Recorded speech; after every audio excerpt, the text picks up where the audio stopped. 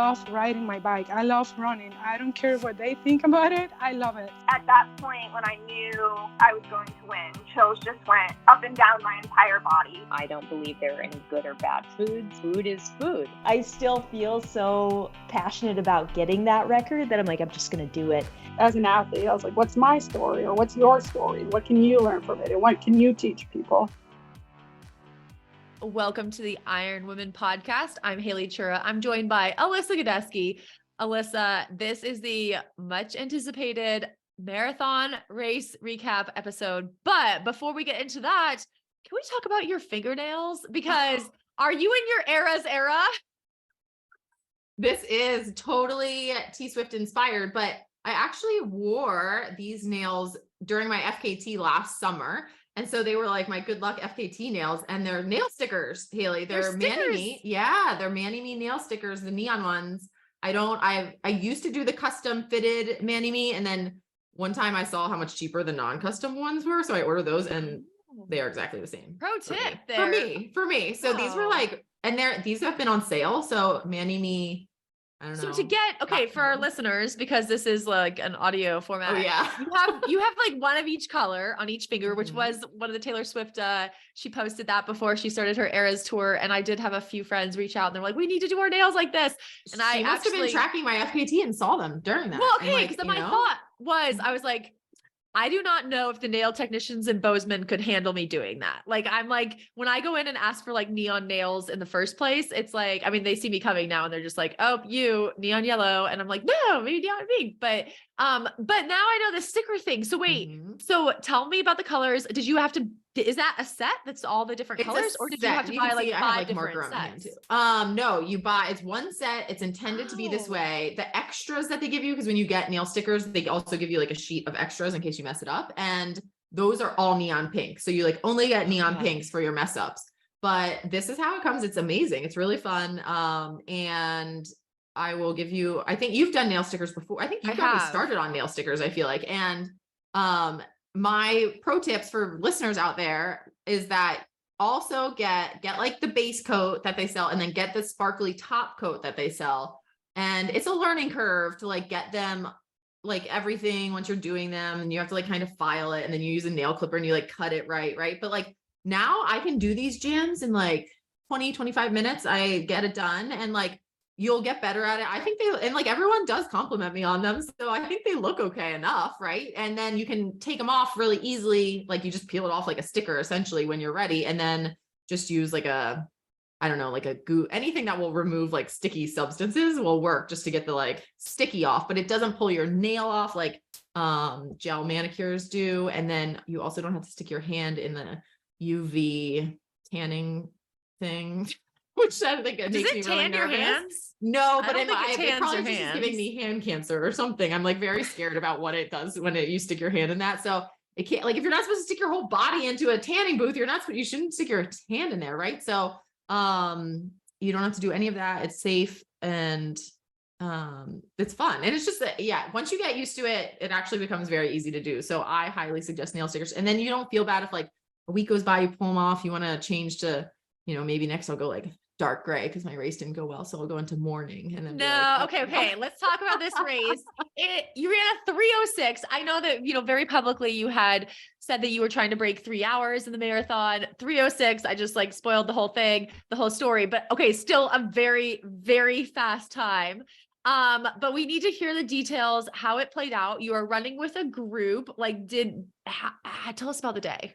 Yeah, no, I mean, the lead up could not have gone any better. It couldn't have been any more of like a stress-free pre-race thing. I was staying at my parents' house, which is like the house I grew up in. So like, I'm very comfortable there. The days before were like really bad weather, but the weather continued to like look good for race day. The packet pickup was like a half a mile from my parents' house. Like everything was easy. The only hiccup we did have pre-race was that my friend Carly, who was in this group with me going for the sub 3, she has 2 little kids, and like earlier in the week, I want to say like Wednesday night into Thursday, her husband came down with like a virus, and they were just like praying it was food poisoning, and it wasn't. She got it Friday night into Saturday. So her pre-race day was like basically on 0 calories and just trying to like hydrate with whatever she could. So that was not ideal, but she also was like, well, let's just see what happens, right? Like nothing to lose. Why not at least just give it a try and see if like miracles do exist, right? For her part.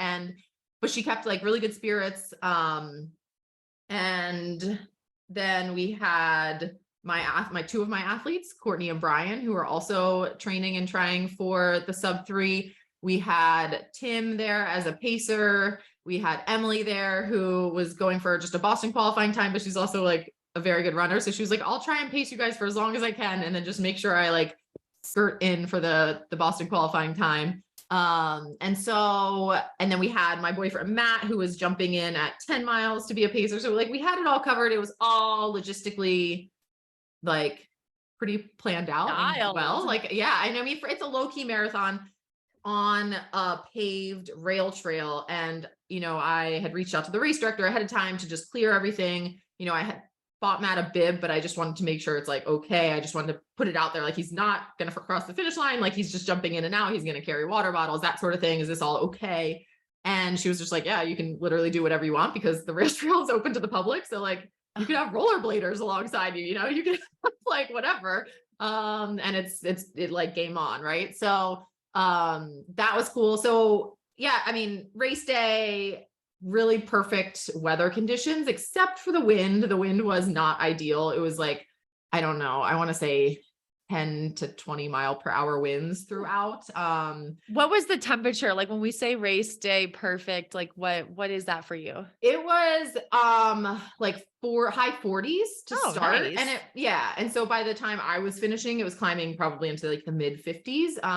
Sunny, but the trail's pretty shaded, a lot of it. And then humidity was actually at like 60% to start and was falling through the day, which was crazy, right? So it was getting better as we were running, which was like that. I'm more afraid of humidity than anything else, I think, with race day temperatures. And then, but the wind was really tough. But we're like perfect pacing through the beginning. 6:51 is like the goal pace, and we're like literally clipping off 6:51s, and it was a little bit slow, if anything, to start with our group. And it definitely made me nervous because I was like, this feels like what it should feel like. And we're, 6:52s feels like what I want 6:45s to have felt like. Right. But you just keep going, and you just keep hoping it'll turn around. You never know. Doing the nutrition plan, just kind of trying to zone out and like get to the next little like section of the course and seeing if it'll change. And wait, can you share what your nutrition plan is? Because I know that a marathon is quite different than an Ironman. Yeah. So I was trying to take in like 800 calories during. So I had 800 calories of like of gels, basically spring nutrition gels that I was taking pretty much evenly throughout. So like every 3 miles was my target. And then drinking water, aid station and Gatorade, like water and Gatorade was at every 3 miles. So I was taking that whenever I could, come through and scoop up a cup. I carried a very tiny bottle to start for the first 10 miles until Matt was jumping in, and then he was carrying a bottle for me for the second half. Every 3 miles, an aid station every 3 miles is like far. It's like you get thirsty, right? So, but I trained a lot, like carrying a handheld. I didn't think that was, but it was nice to be able to like not have to think about that in the second half. And yeah, so that was the plan. And it was all going pretty well. Carly unfortunately did feel pretty early that like it wasn't going to work out too well for her. So she ended up stopping at halfway, but I didn't know that. I thought, I knew, I still had Tim and then Brian and Courtney with me, and like Matt had jumped in. We were all still together. And so I was like, okay, like we're doing it. Right. And then as it does, like, I think in marathons, it can just go from like good to not good pretty quickly. And it's interesting. Like you look at the data from the day and it's pretty clear, like, right. Where you can see it in like my cadence very clearly. Like I'm right at 180-ish, a little bit. And then all of a sudden it drops like 170. And that's when I just, my legs didn't Do you have it. remember I what wasn't mile? turning them over. What mile that was? It was between like 16 and 17 was where I finally my pace slowed off pace, I guess. Yeah. So I was like barely hanging on until then. And then it was like, okay, no, but that course. So you go out one direction, you kind of go down a hill, and then you have the only you turn around, and that's the only hill really like of significance on the course. But then you have from then on, so mile 7 to mile like 19, one direction on that path. And so that was the headwind. So we had like a 12 miles of a headwind, and that was tough. Like it just wears on you, and again, like I think, I mean, the wind could have been worth like 2 minutes, right? It wasn't like it was like the preventative measure here in like my success for the day, but it was hard. Like it's just mentally taxing it, it's energy sucking, all of those things to just not get a break from it. But I was proud of myself. So I felt that switch kind of happen. And I was like, oof, like I can just feel my body slowing down like against my will. And so I was like, okay, Brian and Courtney, like you guys got to go stay with Tim. Cause he was like, just, a few seconds ahead. Like if you can go, you guys have to go and stay with him. And Brian went, and Courtney was like, I don't know. She had like some stomach problems going on and stuff. So, then I was like, okay, let's just like recalibrate. Matt's like feeding me the gels, getting me the water bottle. Like, let's just check the boxes. It'll turn around, get to the turnaround, and then you'll have a tailwind and, see if it's like salvageable basically by that time. So I was proud of myself for like hanging in there, and then made the turn. And of course, I think like, you expect the tailwind to be like, whoo, all right, like now I can just make up all this time.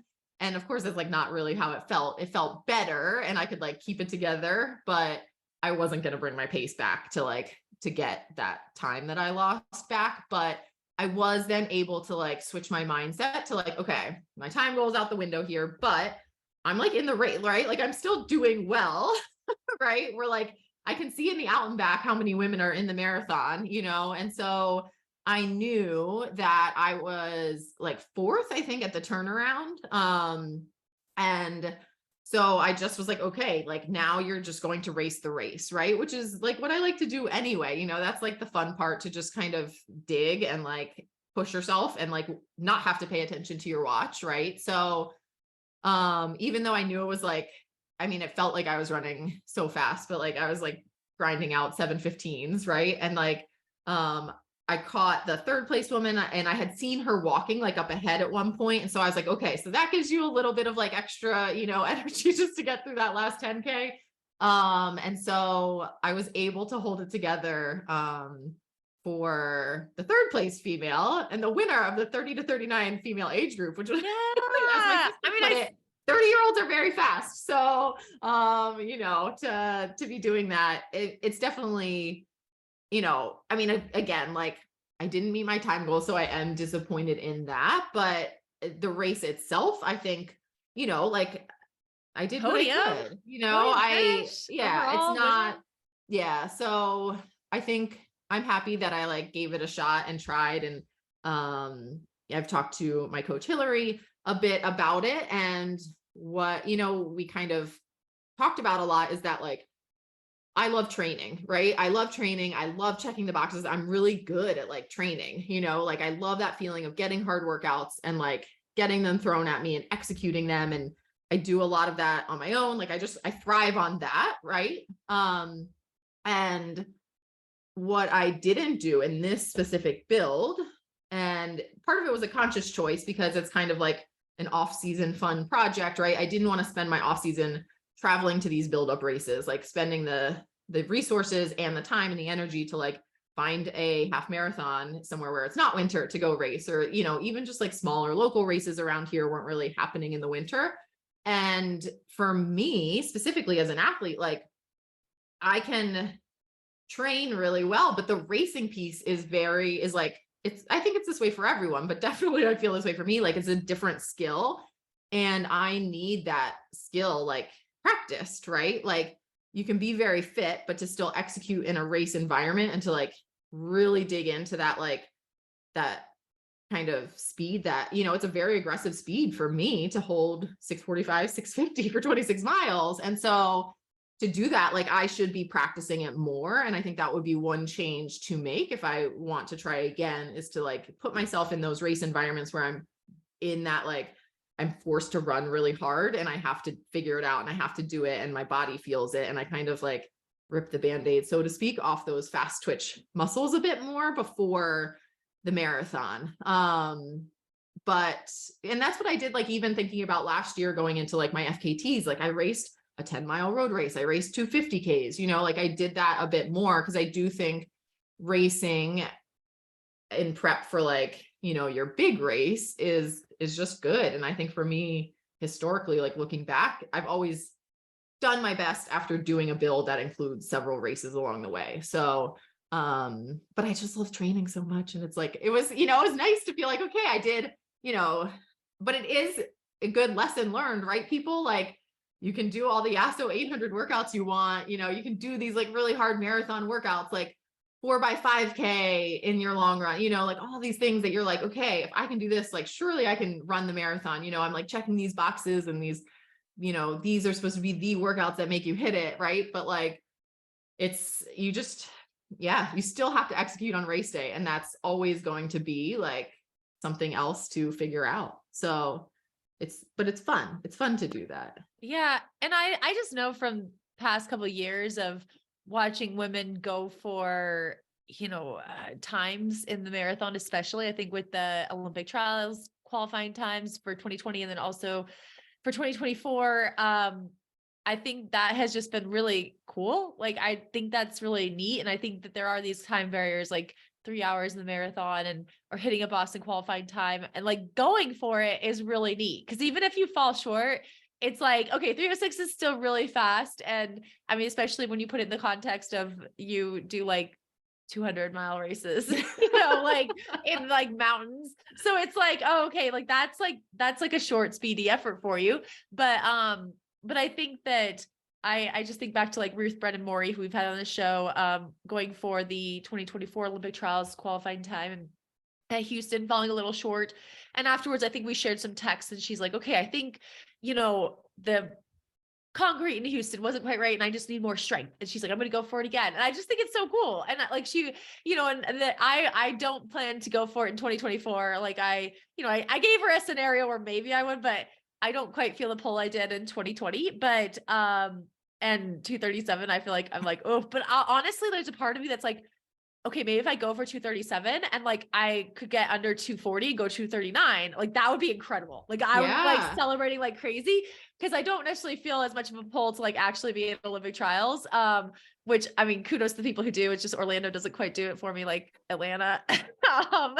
But I just think that there are certain things where like you can go for these goals, and even if you fall a little bit short, it's still like, oh my God, like I think you alluded in your Instagram post to like running kind of near your childhood home and having so many people from your past out there. And it's like, wow, who would have probably thought, if you looked at 12-year-old Alyssa, that she'd be back here, going for the win in that race. Haley, my Navy marathon. So I was on the Navy marathon team for a bit of time when I was at the Naval Academy, and we were like in the high school cafeteria waiting for the race to start. And I like turn around, I'm like, oh my gosh, he's still coaching. Cause the Navy team has like a huge team now. And they were there. And I was like, I cannot believe he's still coaching. And he was like, I can't believe you're still running, and like, you're like, I'm fast as F. And his like kids that were like babies are now in college. And I was like, oh my gosh, we're so old. But it was so cool that like, he's still out there coaching, all the Navy kids. He was on course. He was like, are you still on pace? I was like, nope, but I'm still running, Oh wait, you were having this conversation mid-race. Oh, well, the first part of the conversation was before. The second part, he was like out there cheering. And then, I mean, he didn't really like know where I was. I'm like, wait, he's like showing you his children while you're running like 650 pace. And you're like, hi, oh, you're so proud. But hey, before I forget to say it too. So, I had talked about this a couple weeks ago, like, putting the numbers towards a goal like this, it's fun to, have the odds, like, right. Like how will it unfold for everyone? And I kind of thought we would have one person sneak in at least under 3. And our diehard pacer, Tim, he did his duty. He ran a 2:58 successfully, perfect pacing, right? So he nailed it. And then my athlete, Brian, ran a 3 hours and 48 seconds, Haley. So he's so close. And he had a huge PR in January at the Houston Marathon. He ran a 3:08 there.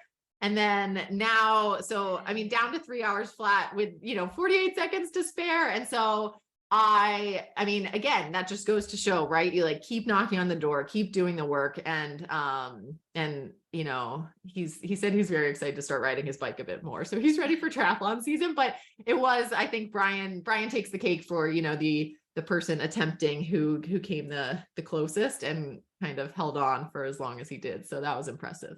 Yeah. Well, congrats to you and your crew. Hopefully you're recovering pretty well this week. I did make it back from Chile. I'm in Bozeman now. And I really thought that by the time I got back, the snow would be gone. And I was wrong.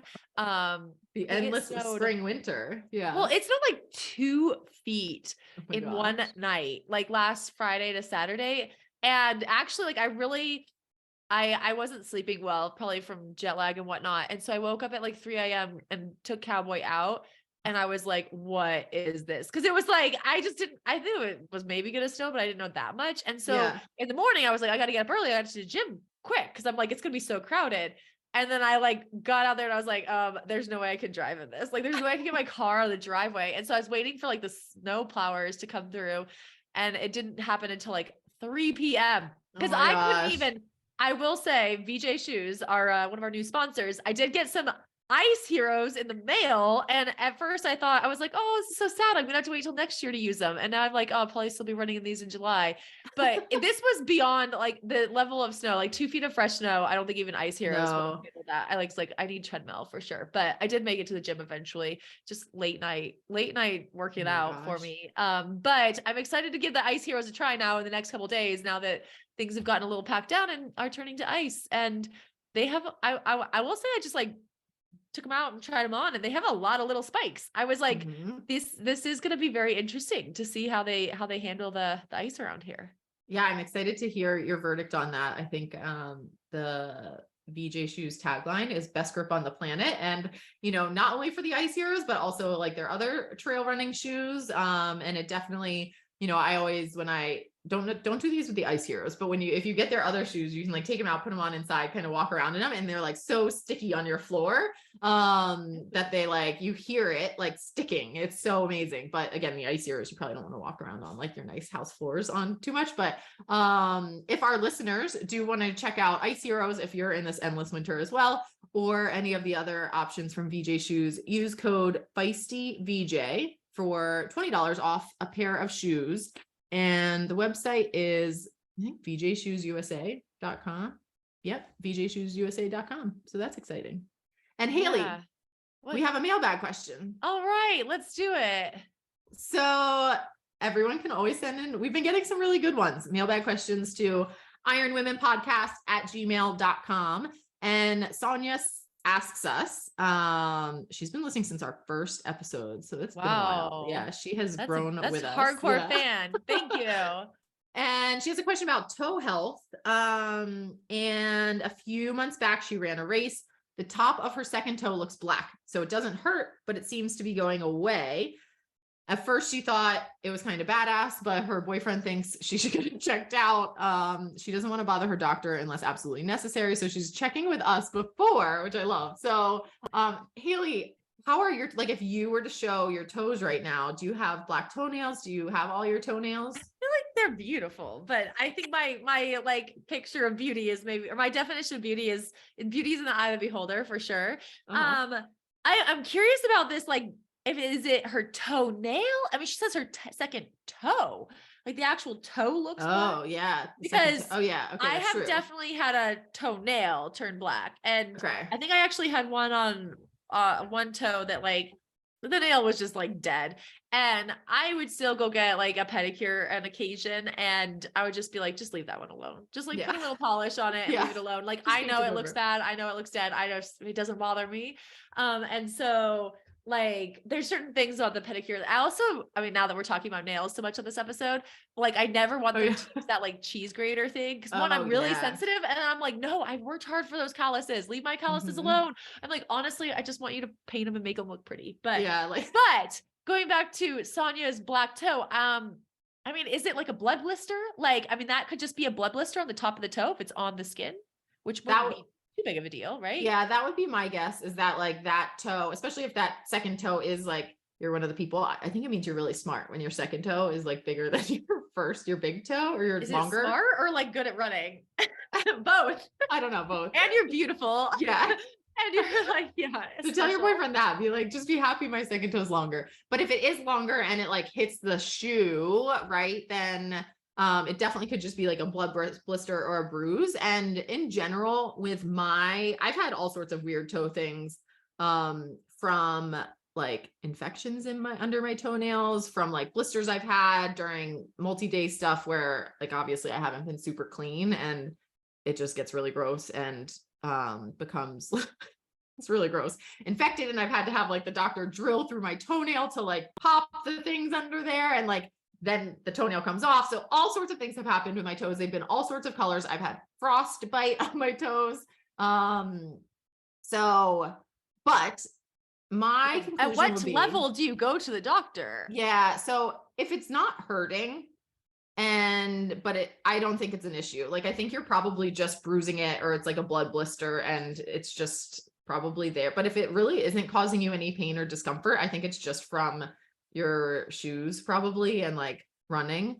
You could maybe, like, if you go for blood work or something once a year or do a checkup, like maybe throw that in there. But I tend to think if it's not like painful or spreading, like if it's black or red and like you start to notice it's getting like more black and red down your toe, like that would be really bad, right? But I think that, I mean, I've had a lot of, you just don't want it infected. And if it's changing colors, moving where the rash is, or like hurting or like smelling weird, I guess, those would be signs that maybe you should see a doctor and get something to put on it. But otherwise, my conclusion would be to just go get a nice pedicure and they'll paint your toenails nice, and then it'll just like offset it. So, but honestly, pedicures are a very good way to keep good foot health, because a lot of it does depend on like, you know, keeping everything like just nice and your toenails not digging in, and like, because that's how you do get more problems and like things can get infected and stuff. So pedicures are, you know, self-serving helpful thing. But I think you're fine, and you can tell your boyfriend that Dr. Haley and Dr. Iron Women. I know. I was like, wait, do we need like a disclaimer that like we are not like probably shouldn't be giving medical advice? But Alyssa, you've had more toe issues than anyone I know, so I would take your advice. Yeah, I feel like like you will know when you need to go to the doctor about it. So at this point, I think you're good. But good question, and other people can send in their mailbag questions to ironwomenpodcast@gmail.com. And Alyssa, we have a great interview as always this week, right? Yes. So Haley, we talked to Emily Shryock, sorry. Gosh, it was a little while ago because the Feisty team met her at Endurance Exchange, and she has asserted herself in the US pipeline for paratriathlon, but her path there has been anything but linear. So we talked to Emily about her development in parasports, her day job at the University of Texas, and of course, her service dog, Maple, among several other topics. And it was great to chat with Emily. That will come up next after a word from our sponsors. Hi, Emily. Welcome to the Iron Women podcast. Hello there. Thank you so much for having me. So I believe you ran into some of the Feisty media crew at the Endurance Exchange conference a couple weeks ago, and we've caught up with them a little bit on what happened there and their perspectives, and a few of our other guests. But I'd love to hear more about what the experience was like for you. Yeah, so I live in Austin, which was where the Endurance Exchange was being held, and so I figured it would be a great opportunity to be able to connect with some folks that I already know, meet new folks, and just kind of reconnect with the world of triathlon. So it was fun to get to see some of the vendors, attend some of the sessions, and yeah, it was overall a great experience. And I came away with a lot of good connections that I've been excited to follow up on after the endurance exchange was over. Were there any sessions that really stood out to you? I really enjoyed the diversity, equity, and inclusion session, just to hear what's going on specifically in USA Triathlon. Obviously, as a para athlete, I'm very up to speed on what's happening kind of in the disability and para triathlon world. But it was helpful to hear what the overall scope of diversity, equity, inclusion, and access looks like for other populations. Did it leave you feeling hopeful, or yeah, I guess what was, do we have good takeaways from that, or I know we have a lot of work to do regardless, but did it leave you hopeful? Yes, it did. It was exciting to hear, the progress that's being made, at least on the US level, about some of the policy changes, about some of the resources that are being developed. I think we all know that the entry to triathlon is really high. There's just a lot of challenges to getting folks involved, whether that's access to equipment or training facilities. And so being able to hear what some of the resources and opportunities are to kind of lower that threshold and be able to make triathlon accessible for everyone was really exciting to hear. And what about the networking opportunities at a conference like that? I mean, I think that's one of the main reasons people attend, right? And you mentioned meeting some people, being able to follow up later. Is there anyone that stood out to you? I mean, aside from maybe the feisty team. Of course, they were absolutely the most memorable. But just being a para athlete in that space, I think just that representation is so important. Being able to talk to some of the vendors, and asking is any of your research or product, being considered around para triathletes and our different needs and the equipment that we use, and for a lot of them the answer is not really, not yet. Oh, maybe we should look into that. And so those are conversations that I always just enjoy having, is one, just asking that question, and hopefully maybe just putting that on the radar a little bit more, so that we are being considered as software equipment, training is being developed, making sure that it's something that can benefit all athletes. And Emily, I think your story in parasport begins about over a decade ago, maybe, while you were in college and you contracted Lyme disease. And we've done an episode on Lyme with pro triathlete Angela Nath, who had Lyme disease. And I've spoken about it with my own struggles in the recent years. But I always think it's really good to revisit this topic, selfishly, because it kind of really blindsided me with how it affected me. And so I guess I'm wondering if you're willing to share your story with it a little bit and talk about how you got Lyme and how it affected your body. Sure. So my initial symptoms likely came around age 6. At that point, I was diagnosed with juvenile rheumatoid arthritis, but it was kind of an atypical case. So, now looking back, it's likely that was kind of the beginning symptom that was misdiagnosed. I didn't get my formal diagnosis until I was in college. And by that point, I had a lot of neurological involvement that did lead to my use of a manual wheelchair full time. And so even though I was still starting treatment and going through treatment, that damage had really been done. And so I still continue to use a wheelchair. Some of my other symptoms have improved with treatment.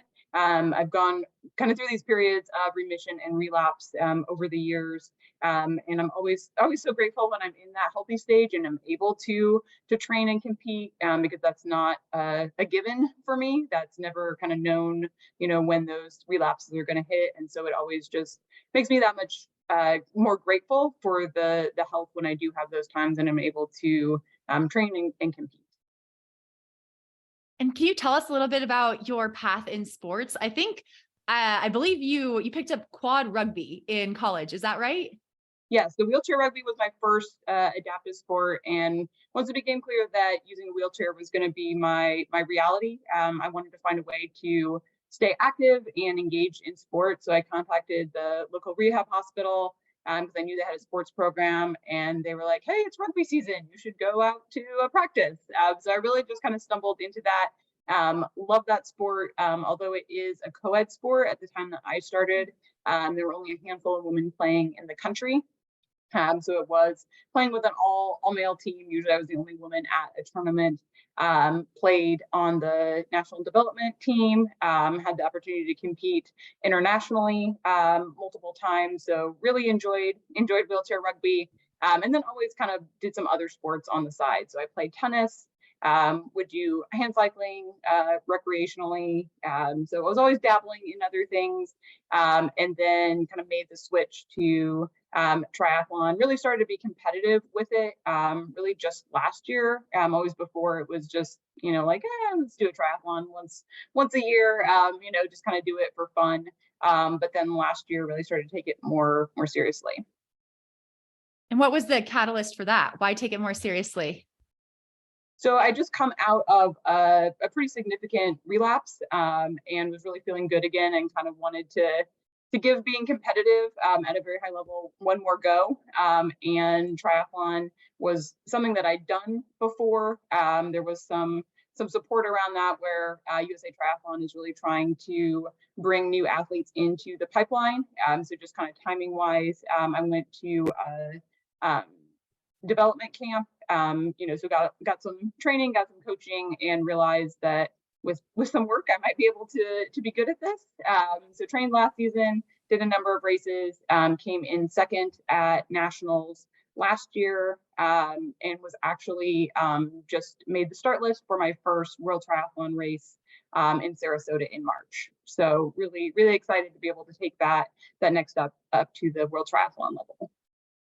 And I feel like, we're going to kind of back up just a little bit, but jumping into rugby, right, is a pretty intimidating sport. So had you always been an athlete? You kind of mentioned that you knew, you dabbled in triathlon a little bit. Was that as an adaptive sport, or had you done that prior?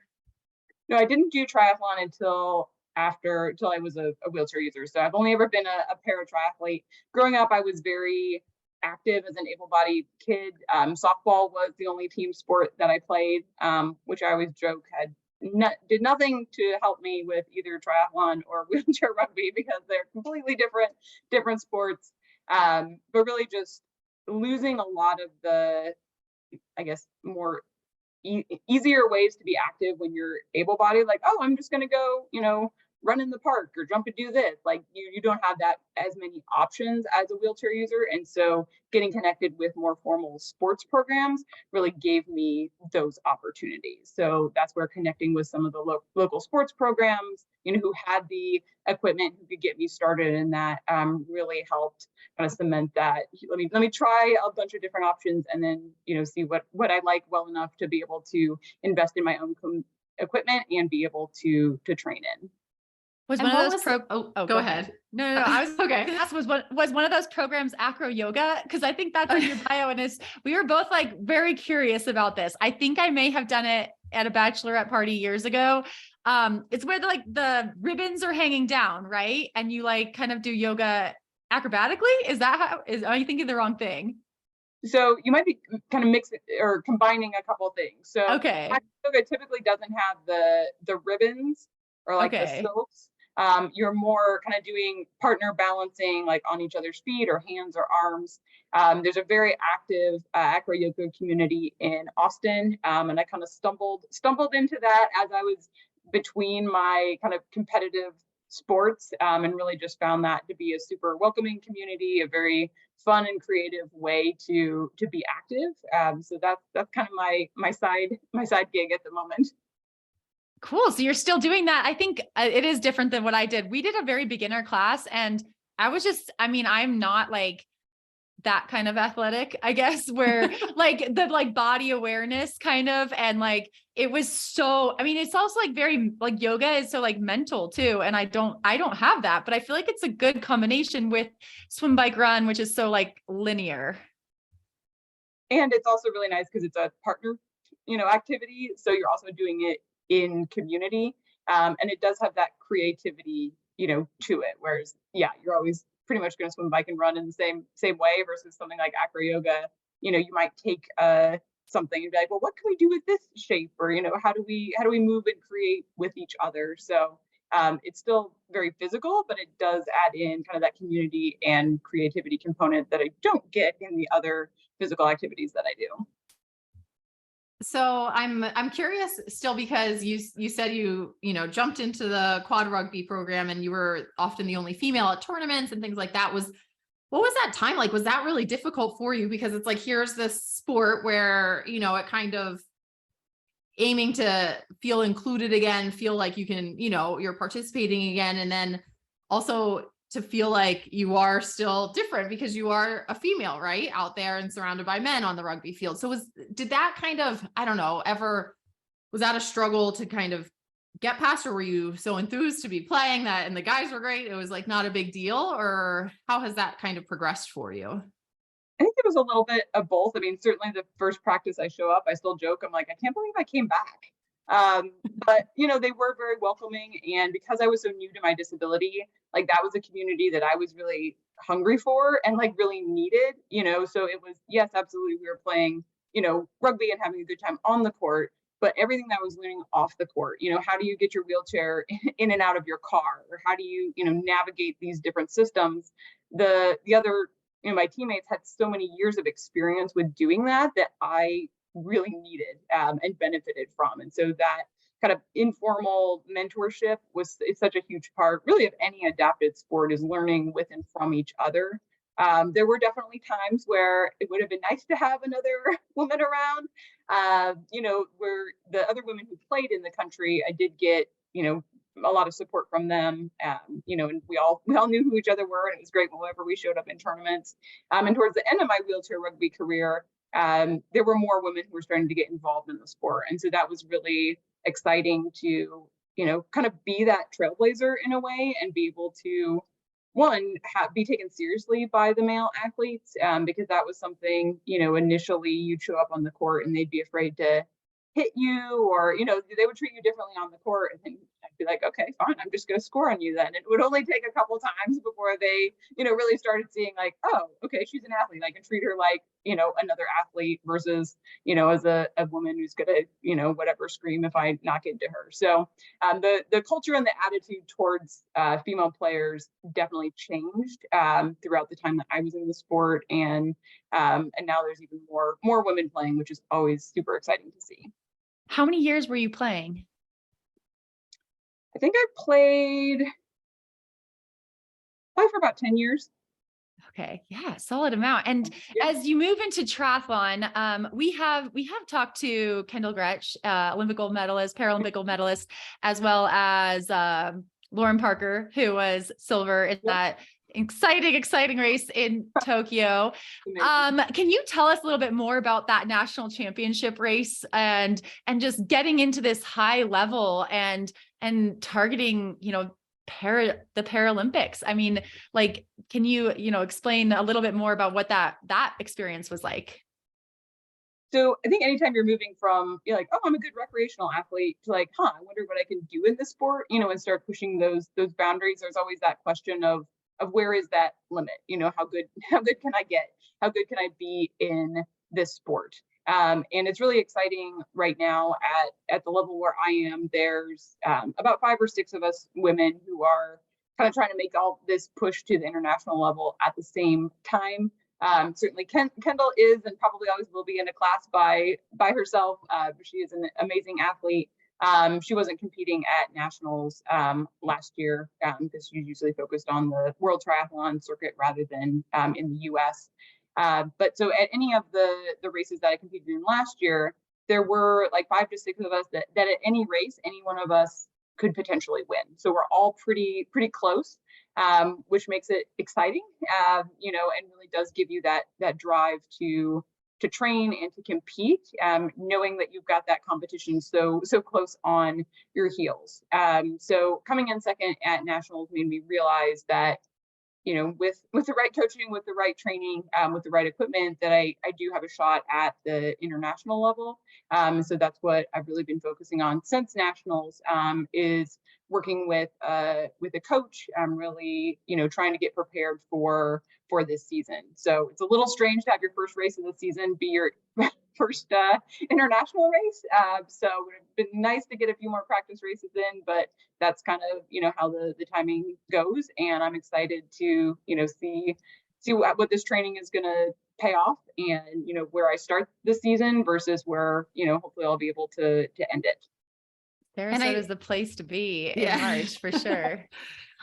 Emily, I believe you had the fastest bike split of the category in that national championships race. So, you talked about your coach. Who are you working with? That's coaching you now. And did you guys, it sounds like you've kind of made a game plan. Is there like a specific kind of area of focus of how your season will develop, or like in training, are you doing a lot of one thing right now to kind of build a base in a certain area?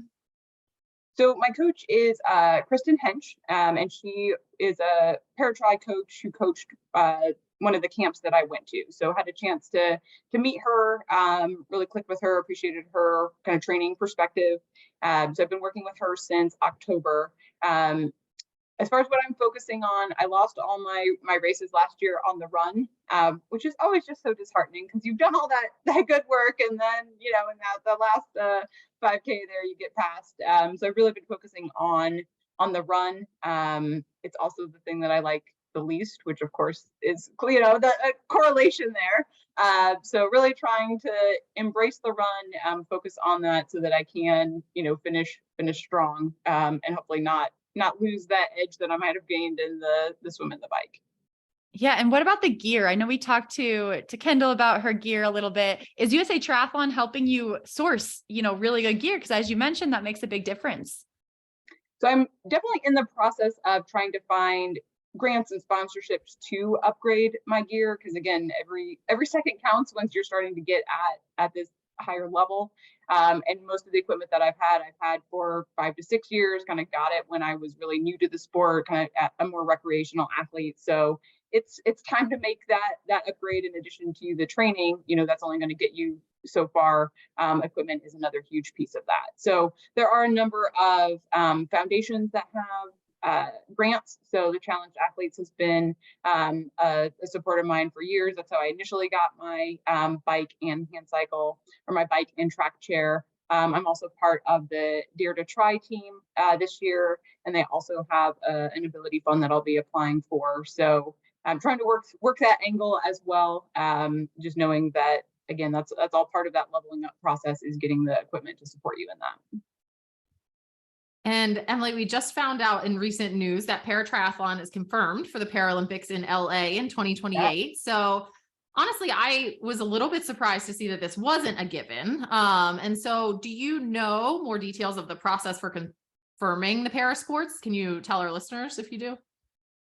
So I know that paratriathlon was new in 2016. So Rio was the first time that paratriathlon was in the Paralympics. But every time around, every sport has to submit an application for inclusion in the Paralympic Games. And I think, certainly not an expert on that topic, but a lot of that is based around, how many athletes are competing in the sport worldwide, and really making the case that this is a competitive sport, that this is a sport that has, competitors from around the world to be able to support that inclusion. And I know sometimes sports are turned down for inclusion just because there's not as, it's really dominant in one part of the world, but not in another. So really looking at that spread of athletes from across the world. So, you always hope that once it's been in the Paralympics, it's not going to get removed, but they're also, always trying to add new ones. And so every time you add something new, they're trying to maintain the balance and logistics. So until it's confirmed, you're always hopeful, but it is kind of that sigh of relief knowing that that will be a medal event, of course, in Paris, and then in LA 28. Yeah. Are you hoping to be in Paris and LA? I'll say I'm hopeful for Paris. It's all based on ranking, so I'm kind of a little late to the game as far as that goes. I'm currently ranked 21st in the world, so I have some work to do to bump up that number. So some of that's also going to depend on how many races I can get into this season, as well as the results for those. So probably by the end of this year, I'll have an idea just numbers wise, if Paris is a possibility. Otherwise, I guess I'm on the longer track to see if I can hang in there till LA. Home country Olympics, though. I mean, that it's wild that it's only 5 years away. I can't believe that. Like, it feels like it's within grasp. And I love thinking, I'm not like super familiar with LA, but I do love thinking like, where could the triathlon venue be? Like, which beach? And like, I don't know. There's just some cool thoughts, right? I don't know if you're familiar with LA or maybe you have some insight on plans for that. So the plan is to have it at Long Beach, which was the nationals course last year. So they're Okay. trying, in association with the Legacy Triathlon, they were trying to have nationals there to tweak the course. So it was great that the race directors were asking for our feedback, on kind of what worked, what didn't work. They're already training their swim handlers. So that was one of the cool things about competing in nationals last year, was knowing that this is likely going to be very similar to the LA 28 course. To kind of get that sneak preview, it is going to be a world triathlon race in Long Beach this year. So it won't be the national championships, but it still will be a world triathlon race. So I guess give everybody else in the world a chance to come check out the course.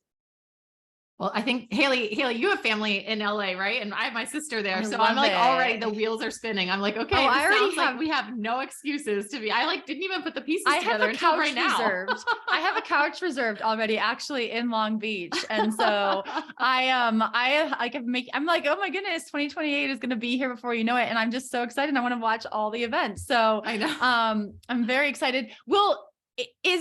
I am curious if the format will change at all, because I did watch Tokyo and it was really chaotic. I mean, with the men and women racing at the same time and just all the laps. I mean, can we like start something to, I mean, how hard is that to like split up men and women racing? Cause I just felt like it was just like too many people on the course.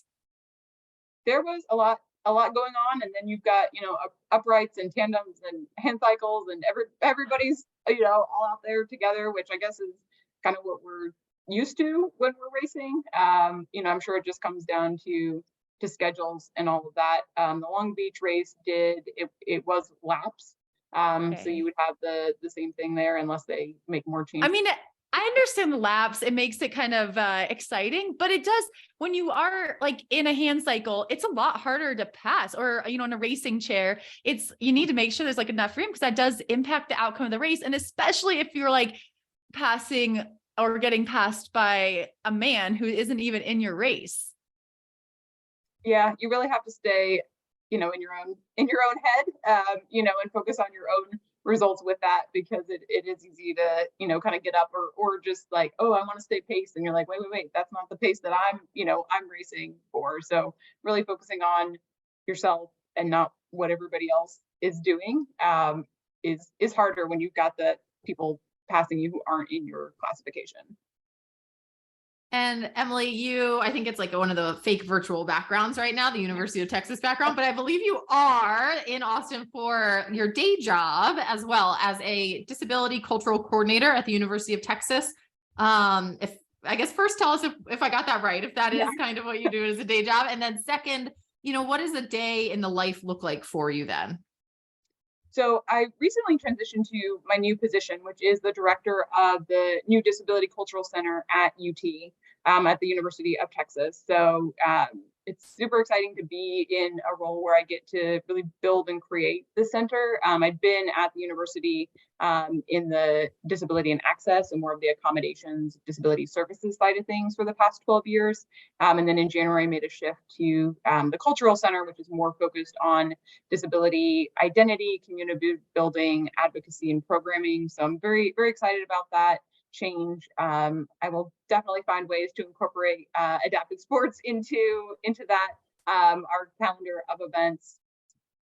So right now we're doing kind of hybrid models. So in the office 2 to 3 days a week, and then home, which is really nice for training, being able to balance kind of longer training sessions on the days that I'm home and don't have to worry about a commute or, showering before getting to the office. So that's been super helpful. My training routine really varies depending on the weather and the time of year. So being in Texas in the summer, if you want to do anything outside and survive, you better do it before 9 a.m. So then I'm doing early workouts. And then because I'm a bit of a wimp when it comes to cold, during the winter, I like it to warm up to at least mid 40s, preferably 50s, before I do anything outside or in my unheated garage. So then I'm usually ending up training later in the day. So that's kind of how I balance based on the circumstances that are kind of imposed upon me, both by the weather and then also with work. Do you get to train with anyone else, or are you mostly solo? Mostly solo. I do a master's swim, so that's kind of nice to have company. The Austin Triathlon Club, I'll occasionally, hop into some of their, run workouts or bike.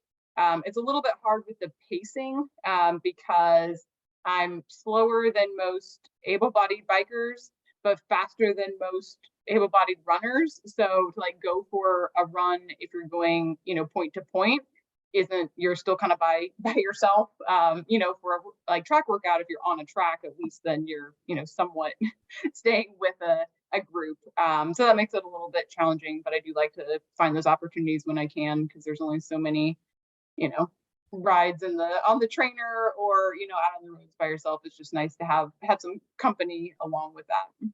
Yeah, I've ridden with a woman here locally who has like a e-bike hand cycle. And so it's wild. So she did, I know that doesn't necessarily help with your purposes, but she can can use as much or as little power as she wants, but it does help. Like we can ride together uphill. I can't keep up with her downhill. That's the only thing. Like she crushes me on the descents. But I thought that was a cool way that like we could ride together. And I didn't even know that existed, but I saw, I was like kind of a cool thing where we ran into each other and I was like, wait, you're crushing me right now. What happened? So it is, cause it is, it's like the uphill downhill is a little bit hard, but like I said, I've tried chasing her downhill before, and she's also like fearless. And I'm just like, I can't do it. You're so much more aero, I guess. Yeah. And so much more stable, cause we've got the 3 wheels. So in Austin, we have the, Circuit of the Americas F1 track, and they open it up for a bike night, which is super fun because then you're riding the track on your bike, and they've got some pretty impressive hills, and so it's always this dynamic of I'm struggling up the hill, and then on the downhill I'm passing all the people who just passed me. So it's again, you're never with somebody, but you kind of have that back and forth, and you always do get the looks like from the guys, they're like, wait, you just like you were just like back there, and now you're way up ahead of me. So that's always kind of fun to take advantage of the downhills. You're like, I'm elite. I'm good at this. Yeah. I know what I'm doing. Don't write me off just because I'm a little lower to the ground. Yeah. Emily, you already sound like probably one of the busiest women in history already, but I think as I was doing some Iron Women investigations, I think you also fill your time by being on the board of directors at ArtSpark Texas. And the mission there is to challenge perceptions of how people contribute by creating an arts-inspired, inclusive community of individuals with diverse abilities. I was like fascinated by this. It seems really amazing. But it's so interesting because often, and I hate to say it, but a lot of times athletes are not known for like their artistic side or their like cultural side, right? Because, and a lot of times I think it is, maybe we don't have time to like, invest in that as much. But how, can you tell us a little bit about that program and how it kind of appealed to you? Do you have a background in arts or anything like that? So I have a background, I'll say I'm a dabbler. I'm not sure I'm ready to claim the term artist. But I did dance growing up. I'm very much a card sender, so I know emails are efficient, but I'm definitely still the where I just got done finishing my homemade Valentine cards and got those in the mail. So that's kind of my artistic expression. So ArtSpark used to be part of the VSA program, which was a national program through the Kennedy Center.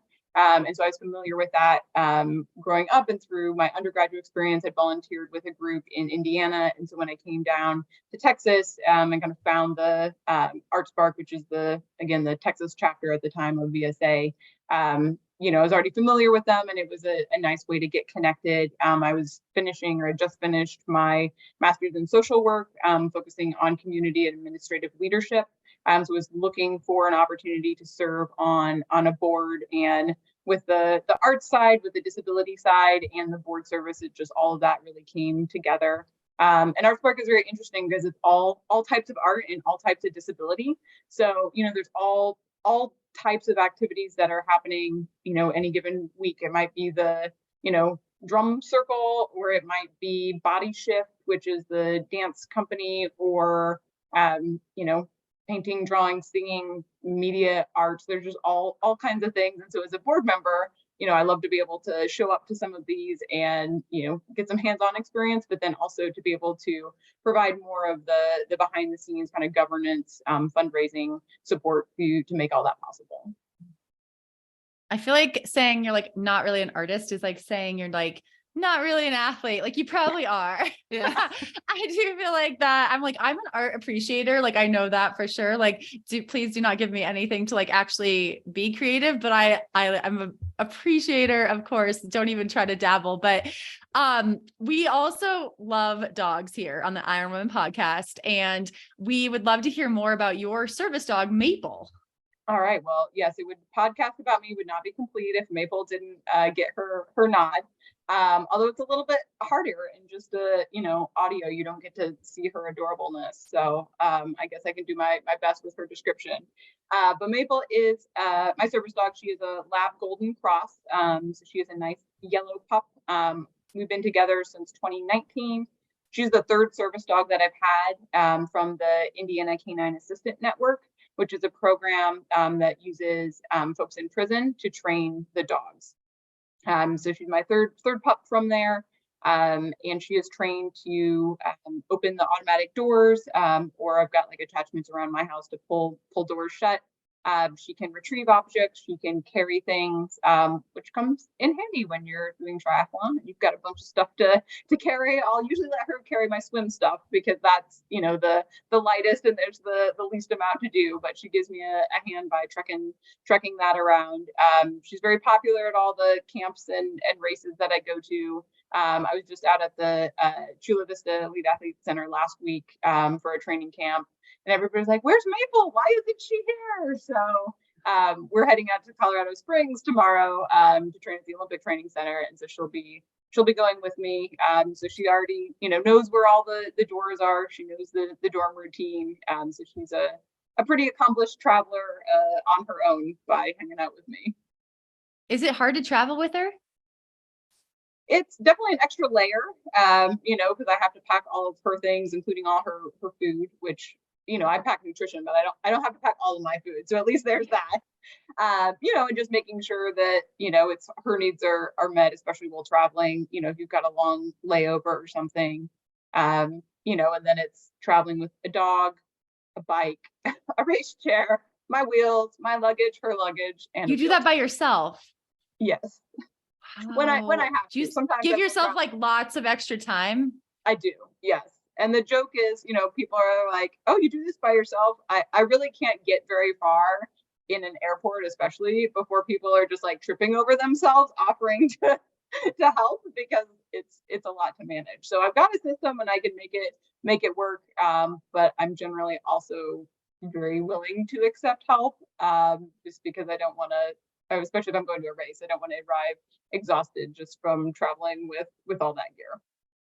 How do you decide which like races or camps or whatever that Maple would come to you with? How is that decision made?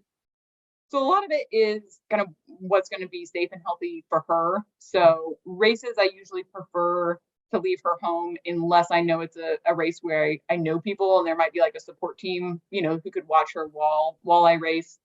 Training camps, I'm usually more likely to bring her because, we've kind of got like a home base, so I can easily leave her in the dorm, or again, not a big deal to, bring her to the track and have her hang out. So it's kind of just a case by case basis. If I'm traveling with a handler to help me in the race, they might also be able to help manage her. So it's also that mental space of like, do I really just want to be focusing on me and my race, and not having to worry about her well-being.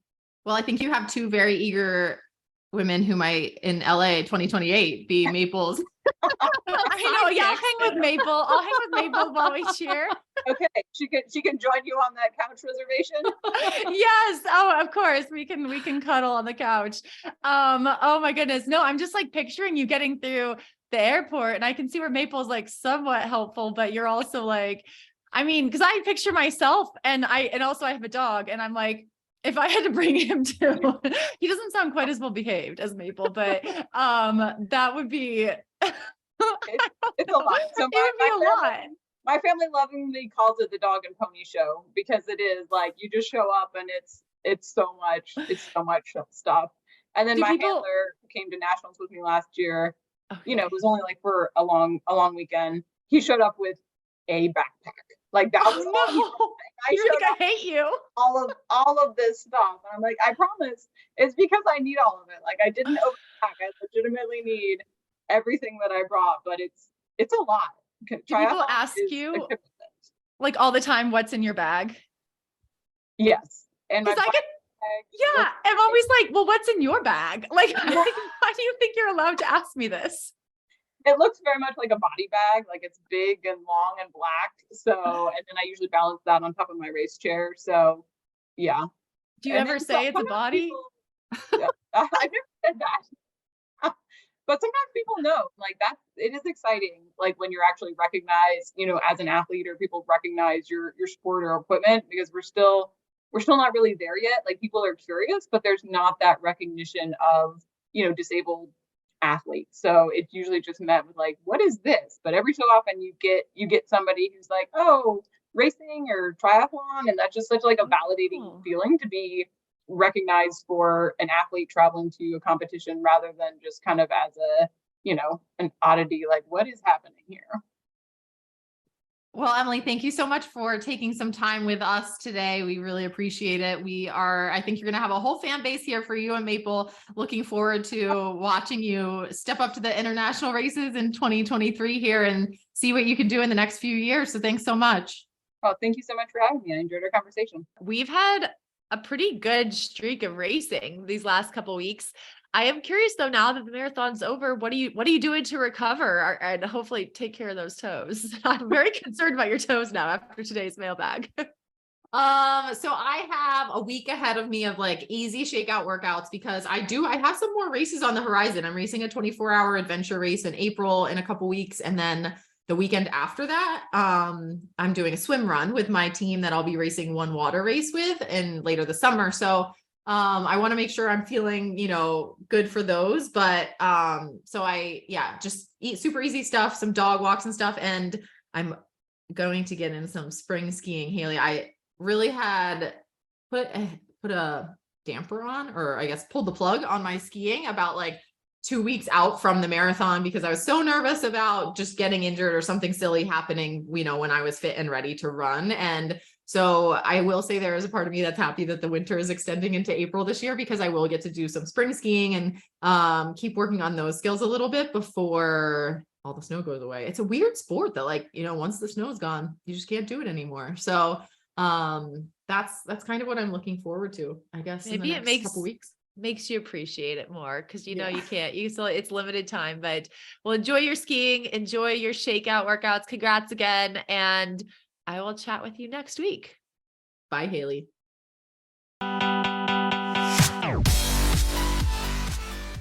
You have been listening to the Iron Women podcast, hosted by Haley Chura and Alyssa Godesky. Iron Women is a production of Feisty Media and is edited by Amelia Perry and produced by Ella Natishan. Head to livefeisty.com to find more podcasts, events, stories, and fresh perspectives. Thanks for listening.